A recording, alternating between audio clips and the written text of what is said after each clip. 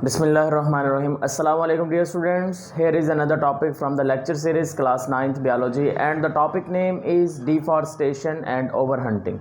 Dear friends, यहाँ पर हम असल में देखने वाले हैं कि जो deforestation है वो क्या है और deforestation की वजूहात क्या होती हैं और उसके हमारे environment के ऊपर effects क्या हो सकते हैं। उसके साथ हम ये देखेंगे कि जो ओवर हंटिंग है उसका जो एक्सटेंट स्पीशीज़ हैं पाकिस्तान की या ओवरऑल उसके साथ कनेक्शन क्या होता है। सो डियर फ्रेंड्स, यहाँ से बेसिकली एक थ्योरेटिकल टॉपिक है, ज़्यादा कुछ है नहीं, तो जस्ट एक या दो एमसीक्यूज बनेंगे और ये एक शॉर्ट क्वेश्चन बन सकता है जो कि आपको याद रखना है एग्जाम्स पॉइंट ऑफ व्यू के हिसाब से। देखें ज़रा, cutting of a tree for the conversion of forest to the non forest land, यानी कि सिंपल है कि हमने क्या करना है, जो जंगल है, जो फॉरेस्ट है, फॉरेस्ट के अंदर जो मौजूद ट्रीज़ होंगे उन दरख्तों को काटना। किस लिए काटना? ताकि हम उस फॉरेस्ट को किस में चेंज कर सकें, नॉन फॉरेस्ट लैंड के अंदर चेंज कर सकें। उसको क्या नाम दे देंगे? उसको डियर फ्रेंड्स हम नाम दे देंगे deforestation. What is deforestation? Cut down of the trees from the forest, forest से, जंगल से दरख्तों के काटने के अमल को क्या नाम दे देंगे? डिफॉरेस्टेशन। डी का मतलब होता है रिमूवल, फॉरेस्टेशन फॉरेस्ट से निकला है, यानी कि फॉरेस्ट को रिमूव करने को क्या कहेंगे? डिफॉरेस्टेशन का नाम दिया जाता है। डियर फ्रेंड्स, यहाँ पर डिफॉरेस्टेशन के चंद एक मेजर काजेज हैं। उनमें सबसे पहली वजह है वो ये है कि वुड, लकड़ी के लिए, ठीक है। अब अगर हम फॉरेस्ट की बात करते हैं तो फॉरेस्ट के अंदर ट्रीज मौजूद हैं और trees is the basic source of the wood, ठीक है। तो एनर्जी जो है या फिर वुड है उसका जो बेसिक सोर्स होते हैं वो आपके पास ट्रीज होते हैं। तो डियर फ्रेंड्स, पहली चीज़ घरों में फर्नीचर बनाने के लिए या फिर दरवाज़ों के लिए या फिर जो बिल्डिंग्स होती हैं, जैसा कि लाहौर वाली साइड के ऊपर या और पाकिस्तान के जो मुख्तलिफ एरियाज़ हैं जहाँ पर इंडस्ट्रीज़ काफ़ी ज़्यादा हाई हैं, वहाँ पर डियर फ्रेंड्स जो बिल्डिंग्स होती हैं वहाँ पर जो डेकोरेशन होती है या होटल्स के अंदर जो डेकोरेशन है वो वुड से की जाती है। तो दैट्स वाई उस वुड को हासिल करने के लिए, लंबर के लिए या फिर टिम्बर के लिए हम क्या करते हैं, हम डियर फ्रेंड्स दरख्तों को काटते जा रहे हैं फॉरेस्ट, और उसको हम डिफॉरेस्टेशन का नाम दे देंगे और ये सबसे बड़ी वजह आ गई। सेकेंड रीज़न ये है कि डियर स्टूडेंट, एग्रीकल्चर। अब एग्रीकल्चर ज़राअत के लिए, यानी कि फसलें वगैरह उगाने के लिए, इनकम करने के लिए हम क्या करते हैं? दरख्तों को काट देते हैं, जंगल को साफ़ करें ताकि हम ज़राअत कर सकें, ताकि हम खेत वगैरह उगाएं और फिर उससे जो फसल आएगी उसको बेचें और उससे पैसे मिले, ठीक है। तो दैट्स वाई हम क्या करते हैं? फॉरेस्ट को ख़त्म कर रहे हैं। तीसरी चीज़, urban development. Dear friends, urban development का मतलब ये है कि देखें, जैसे जैसे आबादी बढ़ रही है, आबादी के बढ़ने की वजह से जो सिटीज़ हैं वो फैलते जा रहे हैं। तो सिटी से जब फैलेंगे तो फैलने के लिए उनको रहने के लिए रिहाइश वगैरह भी चाहिए, सब कुछ चाहिए। तो डियर फ्रेंड्स, दैट्स वाई जो फॉरेस्ट हैं उसको कम से कम हो रहे हैं, उसको काटा जा रहा है ताकि जो अर्बन्स हैं, अर्बनाइजेशन जो है, जो सिटीज़ वगैरह हैं उसकी जो डेवलपमेंट है वो हो सके। Next one is the race to produce cash, यानी कि पैसे कमाने के लिए। कुछ लोग ऐसे हैं पॉलिटिक्स के अंदर, जैसा कि डियर फ्रेंड्स वो पैसे कमाने के लिए फॉर एग्जांपल दरख्तों को काटते जा रहे हैं। और दूसरी बात डियर फ्रेंड्स, इसका जो डायरेक्ट कनेक्शन है वो एग्रीकल्चर के साथ है। तो मैंने कहा था एग्रीकल्चर भी इसलिए की जाती है ताकि पैसे कमाए जा सकें, फसल से जो पैसे हैं वो आएंगे तो इनकम हो जाएगी। तो डियर फ्रेंड्स, इसी तरह से सब लोग रेस के अंदर लग गए हैं और रेस किस चीज़ की है? कैश की रेस है। तो कैश की रेस की वजह से ये भूल गए हैं कि फॉरेस्ट हमारी लाइफ के अंदर, हमारे कंट्री की खूबसूरती में कितना रोल प्ले करते हैं। इन सब चीज़ों को भूल कर हम किसकी रेस में लग गए? कैश की रेस में लग गए हैं, जिसकी वजह से जो दरख्त हैं वो फॉरेस्ट के अंदर कम होते जा रहे हैं। Next one is the food. Dear friends, एक और बहुत बड़ी वजह यहाँ पर वो है ह्यूमन ग्रोथ और पॉपुलेशन। तो डियर फ्रेंड्स, जैसे जैसे ह्यूमन पॉपुलेशन इंक्रीज हो रही है, पॉपुलेशन के इंक्रीज होने से आबादी बढ़ रही है। अब डियर फ्रेंड्स, आबादी बढ़ रही है तो इसका मतलब है उनके लिए खुराक भी चाहिए, उनके लिए रिहाइश भी चाहिए। तो डैट्स वाई खुराक के लिए, रिहाइश के लिए हम क्या कर रहे हैं? हम जंगलात को काट रहे हैं। डैट्स वाई यहाँ पे लिखा गया है कि फूड के लिए, शेल्टर के लिए और एनर्जी के लिए। अब एनर्जी क्यों लिखा गया है डियर फ्रेंड्स?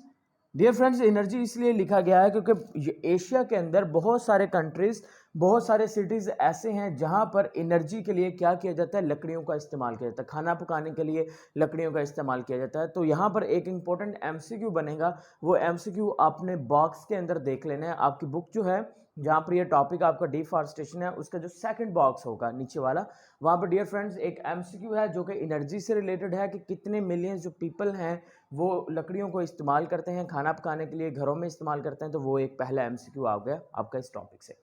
सेकंड चीज, अब इसके इफेक्ट्स क्या होते हैं? इफेक्ट्स बहुत जरूरी हैं डियर फ्रेंड्स। पहला जो इफेक्ट है वो है सॉइल इरोशन। अब सॉइल इरोशन का इफेक्ट समझिए जरा, देखें, अगर तो जंगल के अंदर दरख्त होंगे तो क्या होने वाला है, जो दरख्तों की रूट्स होंगी, दरख्तों की रूट्स डियर फ्रेंड्स, उन प्लांट्स, ये देखें, ये एक दरख्त है, उसकी जो रूट होगी, वो रूट जो जमीन होगी ना, जमीन में जो सॉइल होगी, जो मिट्टी होगी, उसको पकड़ के रखेगी रूट्स। लेकिन अब देखें, अगर हमने दरख्त ही काट दिए, अगर दरख्त नहीं होंगे तो जो सॉइल होगी वो जकड़ी नहीं रहेगी, क्योंकि पहले उसको जो पकड़े हुए था वो रूट्स, अब रूट्स नहीं है, दरख्त ही नहीं है, तो होगा कुछ यूं कि जैसे डियर फ्रेंड्स बारिश होगी या पानी वगैरह आएगा या सैलाब आएगा, उससे क्या होगा, जितनी भी जरखेज ज़मीन होगी वो सारी की सारी जरखेज ज़मीन, मट्टी, न्यूट्रेंट्स, वो पानी जो है, बारिश का पानी या दूसरा पानी, वो बहा के अपने साथ ले जाएगा।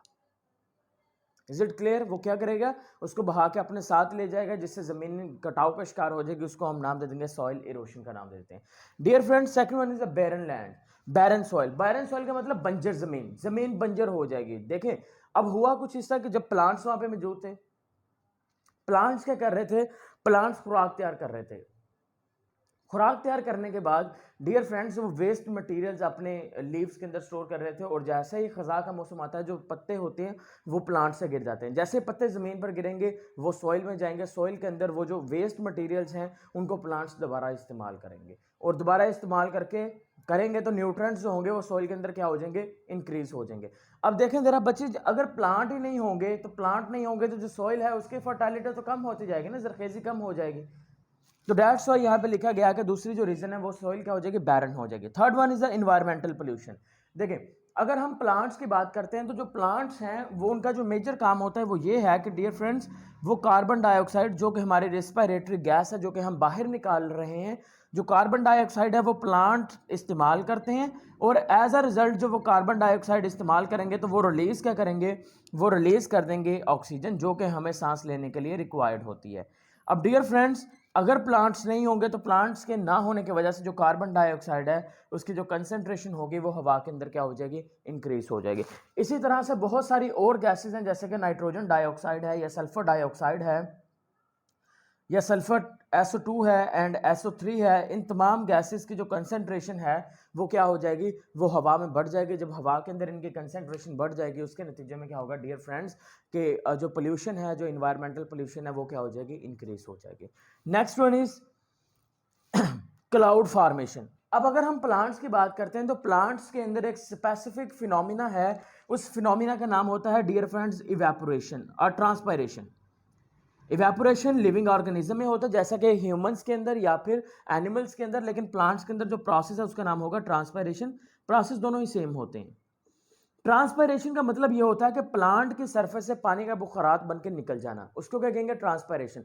अब दरख्त नहीं है तो लीव्स नहीं है, लीव्स नहीं है तो ट्रांसपायरेशन नहीं होगी, और ट्रांसपायरेशन नहीं होगी तो जो बादल हैं वो नहीं बनेंगे, और जब बादल नहीं बनेंगे तो बारिश भी नहीं होगी, जिससे हमारा जो इन्वायरमेंट है वो चेंज हो जाएगा।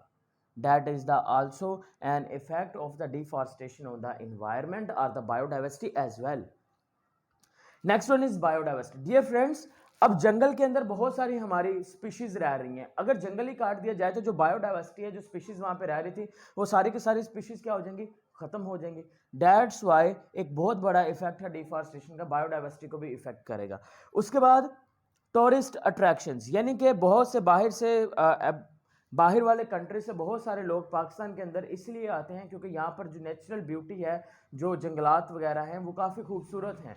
तो किसी भी इलाके की या किसी भी कंट्री की जो खूबसूरती होती है उसका बहुत हिस्सा, काफ़ी सारा जो रोल होता है वो जंगलात का भी होता है, प्लांट्स का भी होता है। तो डियर फ्रेंड्स, अगर जंगलात काट दिए जाएंगे उससे जो ब्यूटी होगी, नेचुरल ब्यूटी है जो पाकिस्तान की, वो कम हो जाएगी। और खैबर पख्तूनख्वा के सिर्फ 1% हिस्से से भी कम हिस्से पे जंगलात बाकी बचे हैं, बाकी सारे के सारे जंगलात काट दिए गए हैं। Next one is the over hunting. Dear friends, over hunting का मतलब किसी भी चीज़ की जो ज्यादती होती है ना, ज़रूरत से ज़्यादा होना किसी भी चीज़ का, वो बहुत खतरनाक होता है। अब देखिए, हंटिंग का मतलब शिकार, लेकिन हंटिंग कौन सी होगी, ओवर, ज़रूरत से ज़्यादा जब हंटिंग की जाएगी उसके नतीजे में जो स्पीशीज़ होंगी वो एक्सटिंक्ट होने के जो चांसेस होंगे वो बढ़ जाते हैं। जैसा कि डियर फ्रेंड्स यहाँ पर हमारे पास है व्हील्स, ibex, urial, urial, markhor. Dear friends, ये वो स्पीशीज़ हैं जिनकी जो स्पीशीज़ हैं वो काफ़ी हद तक कम हो चुकी हैं, बल्कि ऑलमोस्ट एक्सटिंक्ट होने वाली हैं। तो ओवर हंटिंग का एक इफेक्ट ये होगा कि जो स्पीशीज़ होंगी वो क्या हो जाएंगी, एक्सटेंट हो जाएंगी। Dear friends, at the end of the lecture मैं आपको बताना चाहूँगा कि जो नेक्स्ट आपका चैप्टर है सेल एंड टिश्यू वाला, उसके जो मोस्टली लेक्चर्स हैं जैसा कि cell structure and cellular organelles वो पहले से रिकॉर्ड शुदा हैं। आप प्ले लिस्ट लाजमी चेक करें, आपको प्लेलिस्ट मिल जाएगी सेल एंड टिश्यू की। वहाँ पर जो लेक्चर्स ऑलरेडी पहले से मौजूद हैं उसको आप वहाँ से करिए, और जो एक आधा लेक्चर दरमियान से स्किप होगा वो इंशाल्लाह आपको प्रोवाइड करेंगे। और डियर फ्रेंड्स, जैसे ही ये आपका चैप्टर कंप्लीट होता है, चैप्टर के कंप्लीट होने के बाद हम एक टेस्ट भी अपलोड करेंगे, तो आपने कोशिश करनी है कि उस टेस्ट को लाजमी तौर पर कीजिएगा, और ताकि आपकी प्रैक्टिस हो सके। शुक्रिया एंड अल्लाह हाफिज़ एंड स्टे कनेक्टेड।